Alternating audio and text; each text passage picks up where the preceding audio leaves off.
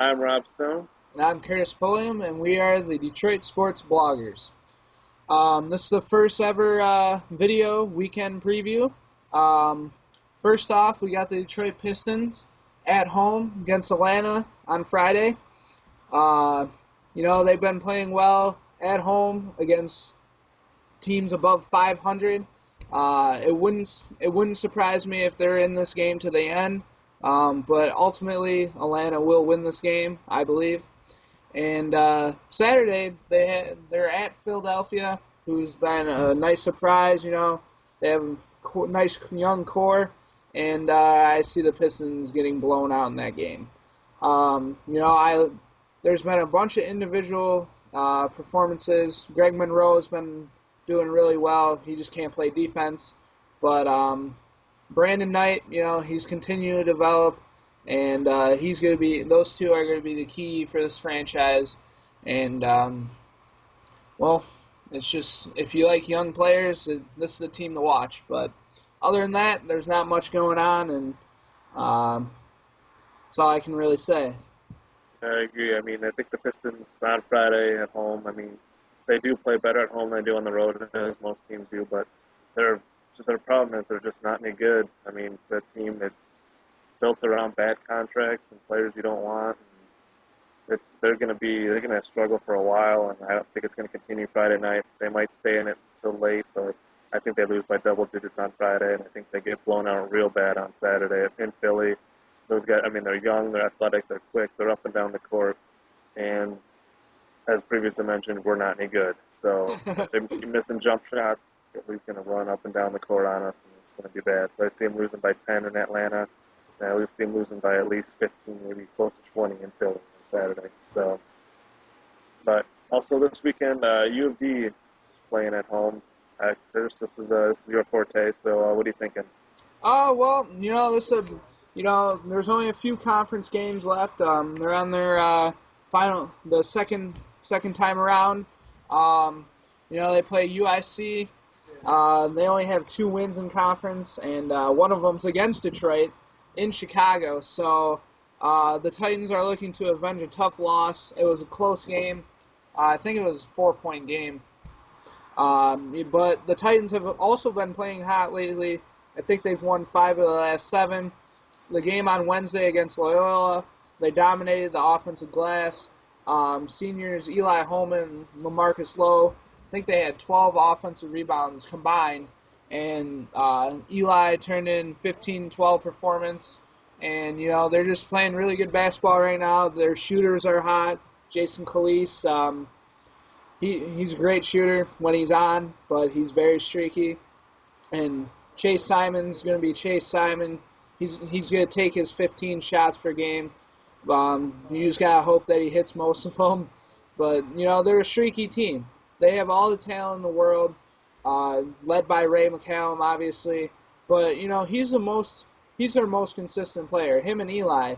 But, it all depends on the guys I mentioned previously, Khalees and Simon.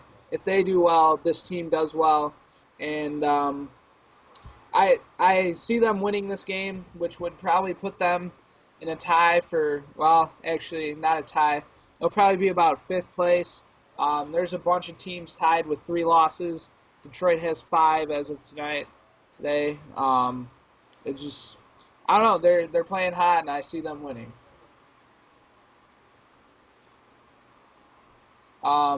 As for OU, they play Saturday night, right? Correct. They're hosting North Dakota State. They played last night on Thursday. Finally got close game. They got what they've been looking for, some secondary scoring from somebody else besides Reggie Hamilton. Travis Bader went for 37 points, had a school record 10 three-pointers in the night. That's something they've been missing because Hamilton's been steady all season long, getting 20 to 25 points, but they haven't really had that second guy who can come in and get some points for him, or get some points for him besides him. They should. I mean, I see them beating. They're really good at the arena. They don't lose there a lot. I mean, they beat Tennessee there earlier this season. So I mean, they're having a tough first year without Keith Benson in a while, and it's showing they don't have much size up front right now. That's all young and inexperienced. The big game of the weekend in college basketball, though, might be number 20 Michigan at number 4 Ohio State. This could be a big game for Wolverines. Like I said last time, they're a young team. They hung on against Purdue earlier in the week, but Ohio State, I mean, they're a good team. They're ranked up there for a reason. So I don't know if they're gonna be able to hold on for a victory, but it should be a real close game. I don't know. What do you think? Well, Michigan's had its struggles on the road this season. They got their first true road win at Purdue this week. It was a close game. I mean, Purdue's a tough team, but, because they got Hummel and everybody else. But Michigan found a way to win it, which was very encouraging. However, I just don't see them winning this. I know that I feel that Hardaway is going to have a big game. If they do pull this off, it'll be because of Zach Novak rebounding and hitting threes. When he does that, they win. So if he can do that, they will pull this off. But honestly, I see Ohio State having it close for about 30 minutes, and then I think in the final 10, Ohio State will pull away with this game. So I don't know. I just see it as Solinger being too much for Jordan Morgan inside, and that will ultimately be the difference. I think it's going to be the same way, about a 10-point loss. I mean, they'll keep it close, they'll make it respectable, but, I mean, they can't give up 17-4 runs and expect to win games on the road. So, I mean, it's still a learning lesson for them. Most of them are still young, so we'll see what happens. All right. Then later on Sunday night, we have the NHL All Star game, the traditional clash of offense versus offense, where goalies are usually hung out to dry. What an honor it must be for Jimmy Howard and Pavel Datsyuk to be in there for our Red Wings. Earlier on Thursday, they got picked for Team Chara. I think Chara's team, I mean, looking at the roster up and down, I think they're got a lot more firepower. But I don't know. What do you think when taking a look?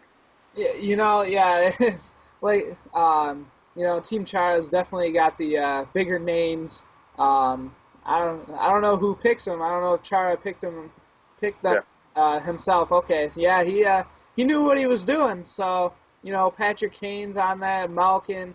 He's got big names, and it's glad to see Datsyuk finally getting recognized. I believe he's the best player in the NHL. Most versatile. He gets up and down the ice. He plays offense and defense. His passes are just amazing most of the time, and he's just fun to watch. And him and Howard are on the same team, so some people were worried about what's it going to be like Datsyuk trying to score on Howard, but no need to since they're on the same team. Looking at the other team, Alfredsson's team, it looks like a lot of young players. Stamkos is the biggest name besides Alfredsson himself. I don't know. I just like you said, it's gonna be offense versus offense. I see at least 20 goals being scored, and it should just if you like goals, you should watch. I can't lie. I'm pretty excited to see a potential line of Datsyuk with Malkin and Hossa on the side. That's just going to be just a dirty, dirty line. So we'll see what. I don't know how they're going to put it together, but it should be definitely take the over, I guess, on this one. So, all right. Well, that's I think all we got for this weekend. Hope you enjoyed watching. Go blue, and go whatever color OU is. So we'll see you guys next week. See you guys next week.